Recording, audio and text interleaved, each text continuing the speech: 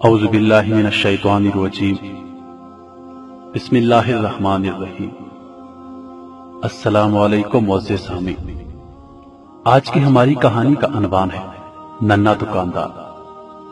ایک نہایت درد بھری داستان ہے اور جاوید چودھری صاحب کی تحریر ہے۔ آئیے ملاحظہ کرتے ہیں۔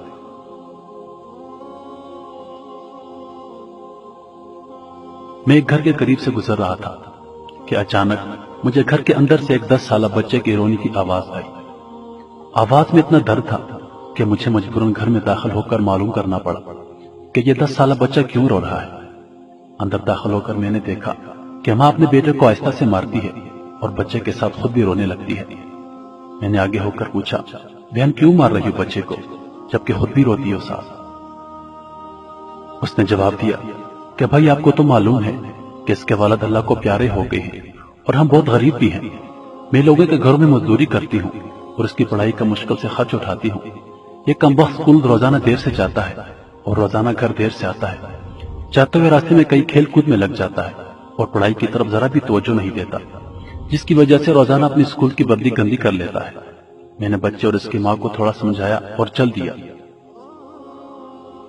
ایک دن صبح سبزی منڈی کچھ سبزی وغیرہ لینے گیا تو اچانک میری نظر 10 سالہ بچے پر پڑی جو روزانہ گھر سے مار کھاتا تھا۔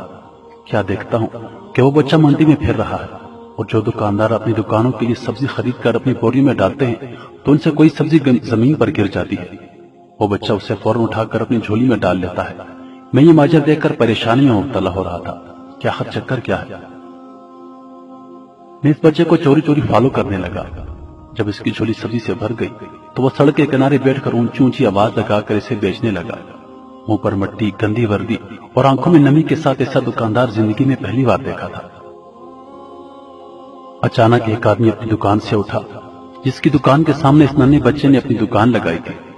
اس شخص نے آتے ہی ایک زوردار پاؤں مار کر اس ننھی سی دکان کو ایک ہی جھٹکے میں ساری سڑک پر پھیلا دیا اور بازو سے پکڑ کر اس بچے کو بھی اٹھا کر دھکا دے دیا۔ ننھا دکاندار آنکھوں میں آنسو لیے دوبارہ اپنی سبزی کو اکٹھا کرنے لگا اور تھوڑی دیر بعد اپنی سبزی کسی دوسری دکان کے سامنے ڈرتے ڈرتے لگا لی۔ بھلا اس شخص کا جس کی دکان کے سامنے اب اس ننھے نے اپنی دکان لگائی تھی۔ اس شخص نے اس بچے کو کچھ نہیں کہا۔ تھوڑی سی سبزی تھی، جلدی فروخت ہو گئی۔ وہ بچہ اٹھا اور بازار میں کپڑے والی دکان میں داخل ہوا۔ وہ دکاندار کو پیسے دے کر دکان میں پڑا اپنا اسکول بیگ اٹھایا اور بنا کچھ کہے اسکول کی جانب چل دیا۔ میں بھی اس کے پیچھے پیچھے چل رہا تھا۔ جب وہ بچہ اسکول گیا تو 1 گھنٹہ دیر ہو چکی تھی، جس پر اس کے استاد نے اسے ڈنڈے سے خوب مارا۔ میں نے جلدی سے جا کر استاد کو منع کیا کہ یتیم بچہ ہے، اسے مت مارو۔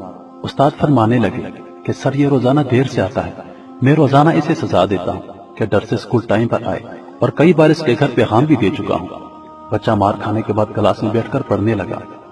میں نے اس کے استاد کا موبائل نمبر لیا اور گھر کی طرف چل دیا۔ گھر جا کر معلوم ہوا کہ میں جو سبزی لینے گیا تھا وہ تو بھول ہی گیا ہوں۔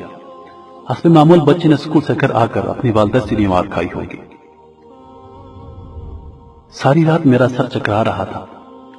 اگلے دن صبح کی نماز ادا کی اور فوراً بچے کے استاد کو کال کی کہ منڈی ٹائم ہر حالت میں منڈی پہنچے، جس پر مجھے مثبت جواب ملا۔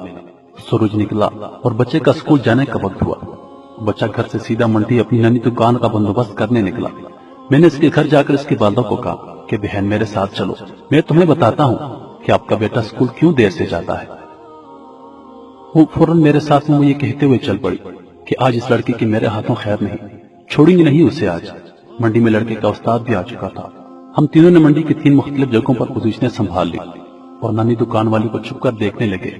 حسب معمول آج بھی اسے کافی لوگوں نے جھڑکیں دی، لاتیں ماری، کسی نے گالیاں دی اور کسی نے تھپڑ مارا اور آخرکار وہ لڑکا اپنی سبزی فروخت کر کے کپڑے والی دکان کی طرف چل دیا۔ اچانک میری نظر اس کی ماں پر پڑی تو کیا دیکھتا ہوں کہ بہت ہی درد بھری سسکیاں لے کر زار و قطار ہو رہی تھی اور میں نے فوراً اس کے استاد کی طرف دیکھا تو بہت شدت سے اس کے آنسو بہہ رہے تھے۔ دونوں کے رونوں میں مجھے ایسا لگ رہا تھا جیسے انہوں نے کسی مظلوم پر بہت ظلم کیا ہو اور آج ان کو اپنی غلطی کا احساس ہو رہا ہو۔ اس کی ماں روتے روتے گھر چلی گئی اور استاد بھی سسکیاں لیتے ہوئے اسکول چلا گیا۔ حسب معمول بچے نے دکاندار کو پیسے دیے اور آج اس کو دکاندار نے ایک لیڈی سوٹ دیتے ہوئے کہا کہ بیٹا آج سوٹ کے سارے پیسے پورے ہو گئے ہیں، اپنا سوٹ لے لو۔ بچے نے سوٹ کو پکڑ کر اسکول بیگ میں رکھا اور اسکول چلا گیا۔ آج بھی 1 گھنٹہ لیٹ تھا۔ وہ سیدھا استاد کے پاس گیا اور بیگ ڈیسک پر رکھ کر مار کھانے کے لیے پوزیشن سنبھال لی اور ہاتھ آگے بڑھا لیے کہ استاد اسے ڈنڈے سے مار لے۔ استاد کرسی سے اٹھا اور فوراً بچے کو گلے لگا کر اس قدر زور سے رویا کہ میں بھی دیکھ کر اپنے آنسو پر قابو نہ رکھ سکا۔ میں نے اپنے آپ کو سنبھالا اور آگے بڑھ کر استاد کو چپ کرایا اور بچے سے پوچھا کہ جو بیگ میں سوٹ ہے وہ کس کے لیے ہے؟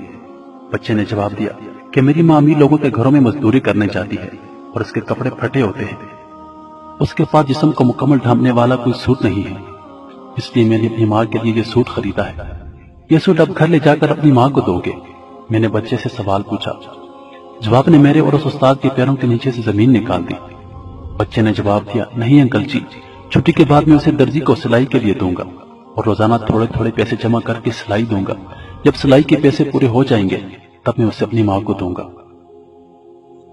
استاد اور میں یہ سوچ کر روتے جا رہے تھے، کبھی اس معصوم کو اور منڈی جانا پڑے گا اور لوگوں کے دھکے کھانے پڑیں گے، گالیاں سننی پڑیں گی اور ننھی دکان لگانی پڑے گی۔ آخر کب تک غریبوں کے بچے ننھی دکانیں لگاتے رہیں گے؟ آخر کب تک؟ میرے پیارے بھائیوں اور دوستوں، ہم اپنے ارد گرد نظر دوڑائیں تو ہمیں ایسے ہی ننھے دکاندار دیکھنے کو ملتے ہیں جن میں کوئی فروٹ بیچ رہا ہوتا ہے، کوئی شاپر بیچ رہا ہوتا ہے، کوئی لوگوں کی گاڑیوں کے شیشے صاف کر رہا ہوتا ہے، کوئی ہاتھ میں پھول پکڑے بڑے لوگوں کے پیچھے بھاگ رہے ہوتے ہیں۔ یقین کیجیے وہ یہی ننھے دکاندار ہیں۔ اللہ پاک ہم سب پہ رحم کرے اور ہمیں توفیق دے کہ ہم ایک دوسرے کی مدد کریں۔ مزید ویڈیوز کے لیے ہمارا چینل ضرور سبسکرائب کریں۔ اللہ پاک آپ سب کا حامی و ناصر۔ والسلام۔